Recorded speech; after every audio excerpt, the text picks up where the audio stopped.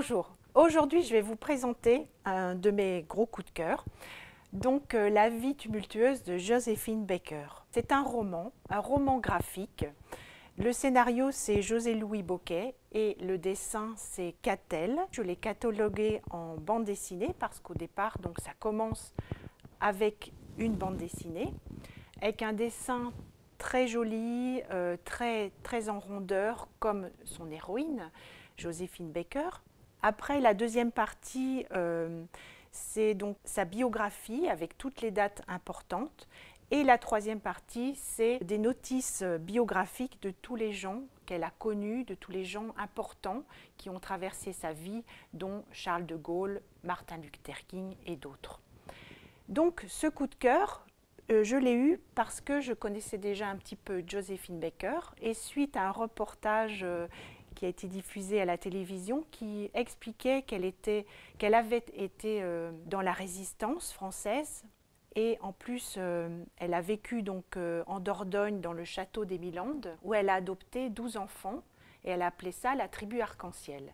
Donc elle ne pouvait pas avoir d'enfants et elle a adopté ces 12 enfants qui venaient d'horizons différents, du Japon, d'Algérie et autres. Suite à ce documentaire, j'ai vu qu'il y avait eu une bande dessinée qui était sortie sur sa vie. Donc cette vie tumultueuse de cette femme extraordinaire qui était la première icône noire internationale et qui a été connue en France. Donc au départ, elle est née en 1906 dans le Missouri, aux États-Unis, et elle est décédée à Paris en 1975 à l'âge de 68 ans.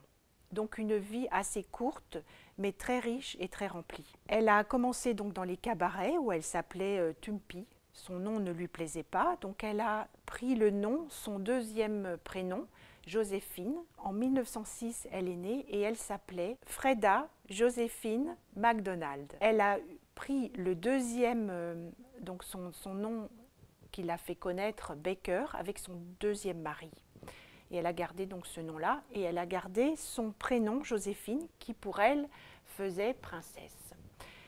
Voilà, donc son parcours est assez chaotique au départ, dans une vie un peu pauvre et difficile aux États-Unis où il y avait la ségrégation raciale. Et elle a été découverte par une Américaine qui vivait en France et qui l'a ramenée à Paris pour créer cette fameuse revue Nègre aux Champs-Élysées. Et c'est là qu'elle a été connue avec sa fameuse ceinture de banane où elle se déhanchait un peu dans tous les sens. C'était très sexy et elle était à demi-nue. Donc ça a eu beaucoup de succès à l'époque dans les années folles, dans les années 30. Après, sa vie a été très chaotique et je reviens sur le fait qu'elle a été donc naturalisée française avec le mariage avec Jean Lyon.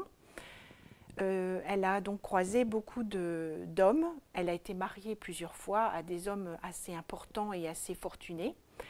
Et le dernier aussi l'a fait connaître donc, avec le château des Milandes qu'elle louait, où elle a adopté tous ses enfants et elle appelait ça la tribu arc-en-ciel. Elle est décédée donc à Paris puis inhumée à Monaco. Elle était hébergée par Grace Kelly aussi qui l'a beaucoup aidée et Brigitte Bardot aussi.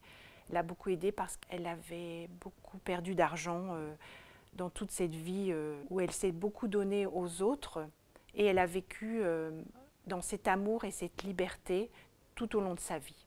Je vous conseille mon coup de cœur. Venez découvrir Joséphine Baker à la médiathèque de Cattenom. À bientôt et merci de votre écoute.